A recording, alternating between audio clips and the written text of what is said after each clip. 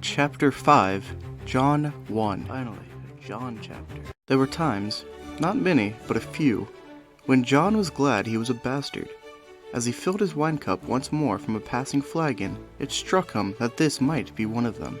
He settled back in his place on the bench among the younger squires and drank. The sweet, fruity taste of summer wine filled his mouth and brought a smile to his lips. The great hall of Winterfell was hazy with smoke and heavy with the smell of roasted meat and fresh-baked bread.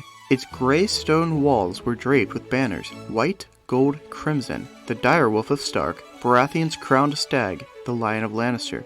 A singer was playing the high harp and reciting a ballad, but down at the end of the hall his voice could scarcely be heard above the roar of the fire, the clangor of pewter plates and cups, and the low mutter of 100 drunken conversations.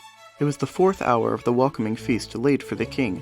Jon's brothers and sisters had been seated with the royal children, beneath the raised platform where Lord and Lady Stark hosted the king and queen. In honor of the occasion, his Lord Father would doubtless permit each child a glass of wine, but no more than that. Down here, on the benches, there was no one to stop Jon drinking as much as he had a thirst for.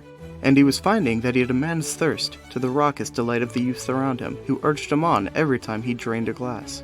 They were fine company, and Jon relished the stories they were telling, tales of battle and betting and the hunt. He was certain that his companions were more entertaining than the king's offspring. He had sated his curiosity about the visitors when they made their entrance. The procession had passed not a foot from the place he had been given on the bench, and Jon had gotten a good long look at them all. His Lord Father had come first, escorting the queen. She was as beautiful as the men said. A jeweled tiara gleamed amidst her long golden hair, its emeralds a perfect match for the green of her eyes. His father helped her up the steps to the dais and led her to her seat, but the queen never so much as looked at him. Even at 14, Jon could see through her smile. Next had come King Robert himself, with Lady Stark on his arm. The king was a great disappointment to Jon.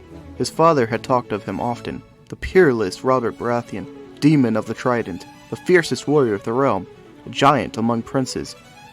Jon saw only a fat man, red-faced under his beard, sweating through his silks. He walked like a man half in his cups. After them came the children, little Rickon first, managing the long walk with all the dignity a 3-year-old could muster. Jon had to urge him on when he stopped to visit. Close behind came Robb in grey wool trimmed with white, the Stark colors. He had the Princess Marcella on his arm. She was a wisp of a girl, not quite 8, her hair a cascade of golden curls under a jeweled net. Jon noticed the shy look she gave Robb as they passed between the tables and the timid way she smiled at him. He decided she was insipid. Robb didn't even have the sense to realize how stupid she was. He was grinning like a fool. His half-sisters escorted the royal princes. Arya was paired with plump young Tommen, whose white blonde hair was longer than hers. Sansa, 2 years older, drew the crown prince, Joffrey Baratheon. He was 12, younger than Jon or Robb, but taller than either, to Jon's vast dismay. Prince Joffrey had his sister's hair and his mother's deep green eyes. A thick tangle of blonde curls dripped down past his golden choker and high velvet collar. Sansa looked radiant as she walked beside him, but Jon did not like Joffrey's pouty lips or the bored, disdainful way he looked at Winterfell's great hall. He was more interested in the pair that came behind him, the Queen's brothers, the Lannisters of Casterly Rock, the Lion and the Imp. There was no mistaking which was which. Sir Jaime Lannister was twinned to Queen Cersei, tall and golden, with flashing green eyes and a smile that cut like a knife. He wore crimson silk, high black boots, a black satin cloak. On the breast of his tunic, the lion of his house was embroidered in gold thread, roaring in defiance. They called him the Lion of Lannister to his face, and whispered Kingslayer behind his back. Jon found it hard to look away from him. This is what a king should look like, he thought to himself as the man passed. Then he saw the other one, waddling along half hidden by his brother's side, Tyrion Lannister, the youngest of Lord Tywin's blood, and by far the ugliest.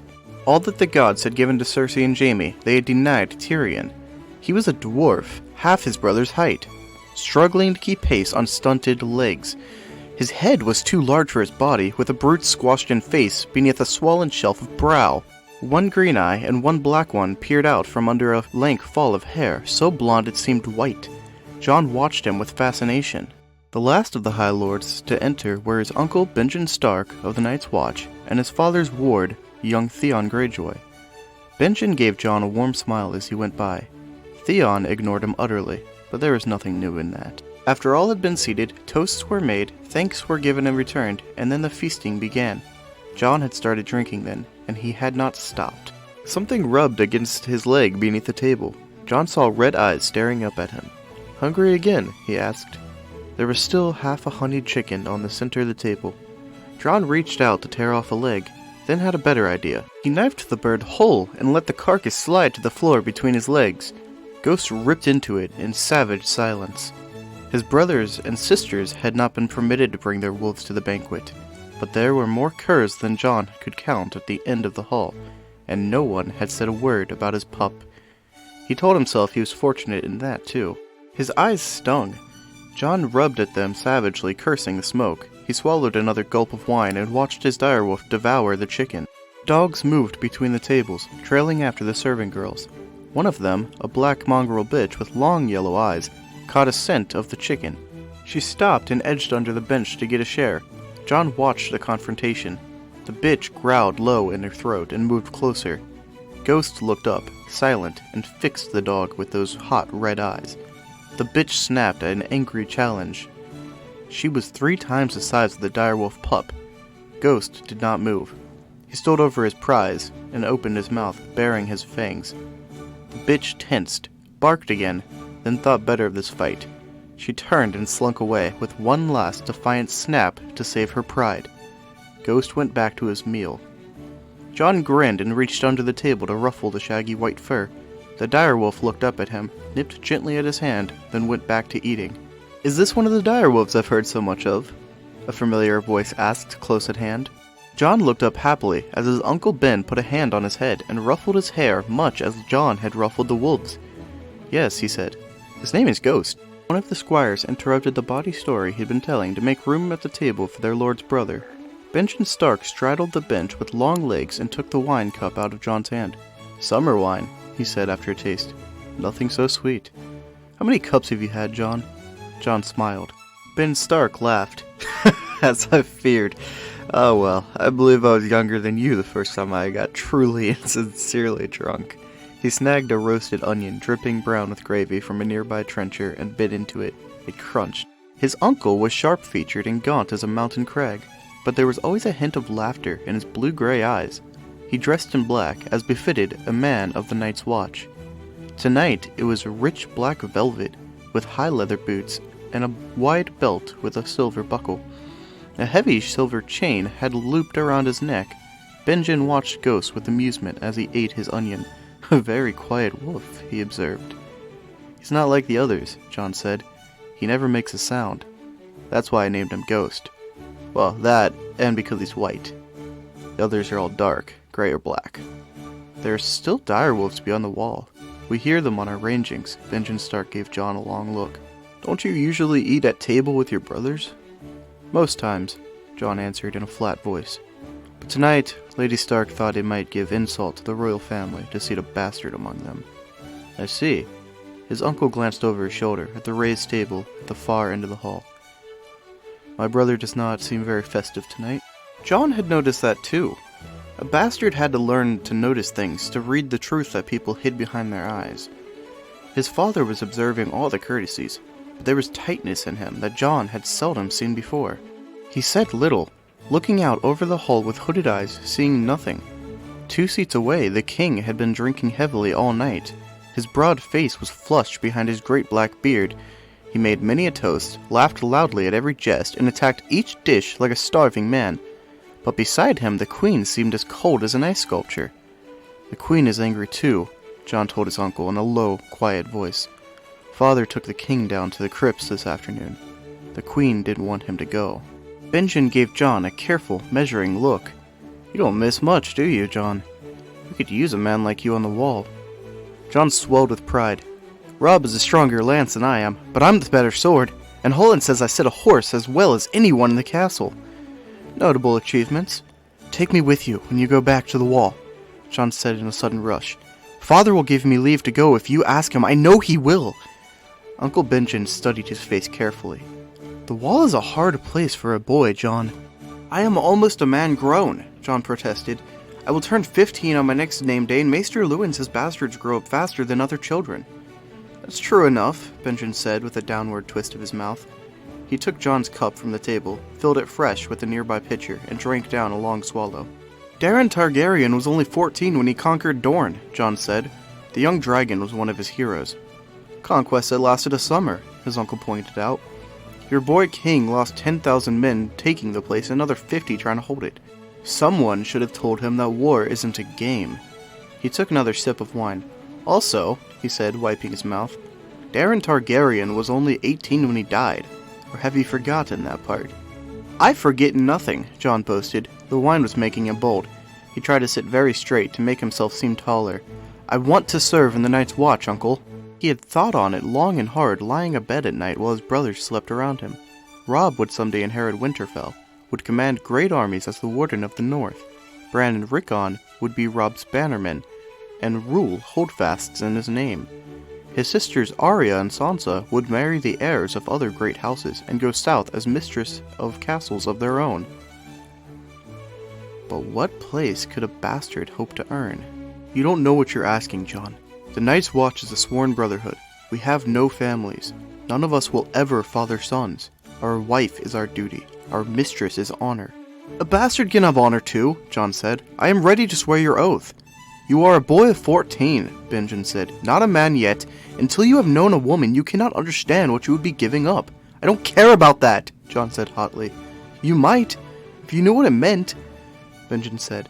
If you knew what the oath would cost you, you might be less eager to pay the price, son.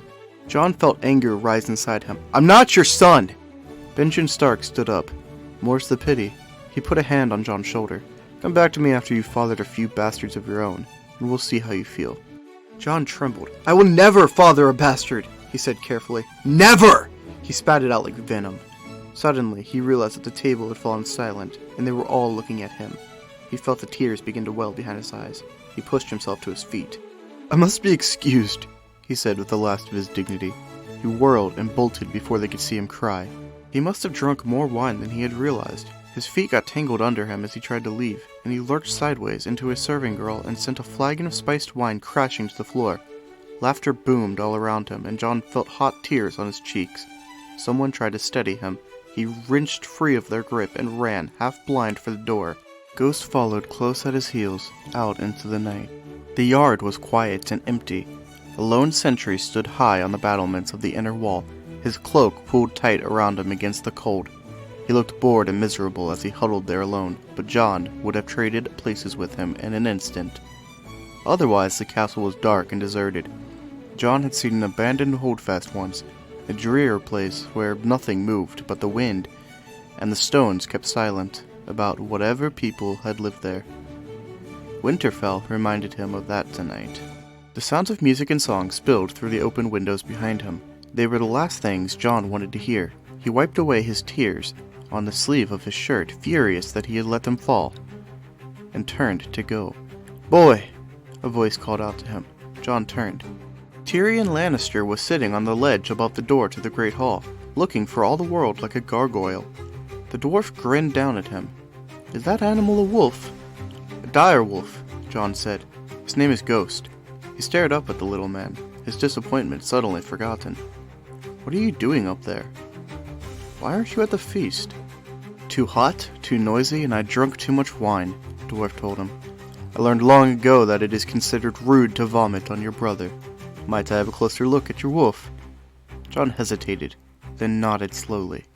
Can you climb down, or shall I bring a ladder? Oh, bleed that, the little man said. He pushed himself off the ledge into empty air. John gasped, then watched with awe as Tyrion Lannister spun around in a tight ball, landed lightly on his hands, then vaulted backward onto his legs. Ghost backed away from him uncertainly.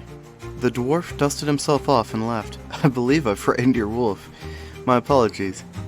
He's not scared, John said. He knelt and called out, Ghost, come here. Come on, that's it. The wolf pup padded closer and nuzzled at John's face. but he kept a wary eye on Tyrion Lannister, and when the dwarf reached out to pet him, he drew back and bared his fangs in a silent snarl. "Shy, isn't she?" Lannister observed. "Sit, Ghost," Jon commanded. "That's it. Keep still." He looked at the dwarf.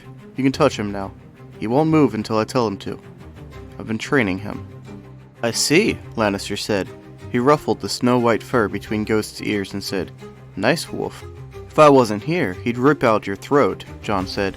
"It wasn't actually true yet, but it would be." "In that case, you had best stay close," the dwarf said. He cocked his oversized head to one side and looked Jon over with his mismatched eyes. "I am Tyrion Lannister." "I know," Jon said. He rose, standing. He was taller than the dwarf. It made him feel strange. "You're Ned Stark's bastard, aren't you?" Jon felt a coldness pass right through him. He pressed his lips together and said nothing. "Did I offend you?" Lannister said. "Sorry. Dwarfs don't have to be tactful. Generations of capering fools in motley have won me the right to dress badly and say any damn thing that comes into my head." He grinned. "You are the bastard, though." "Lord Eddard Stark is my father," Jon admitted stiffly. Lannister studied his face. "Yes," he said. "I can see it. You have more of the North in you than your brothers." "Half-brothers," Jon corrected. He was pleased by the dwarf's comment, but he tried not to let it show. "Let me give you some counsel, bastard," Lannister said. "Never forget what you are, for surely the world will not. Make it your strength, then it can never be your weakness. Armor yourself in it, and it will never be used to hurt you." Jon was in no mood for anyone's counsel. "What do you know about being a bastard?" "All dwarfs are bastards in their father's eyes." "You are your mother's true-born son of Lannister." "Am I?" the dwarf replied, sardonic. "Do tell my lord father. My mother died birthing me, and he's never been sure." "I don't even know who my mother was," Jon said. "Some woman, no doubt. Most of them are." He favored Jon with a rueful grin. "Remember this, boy. All dwarves may be bastards, yet not all bastards need be dwarves." And with that, he turned and sauntered back into the feast, whistling a tune. When he opened the door, the light from within threw his shadow clear across the yard, and for just a moment, Tyrion Lannister stood tall as a king.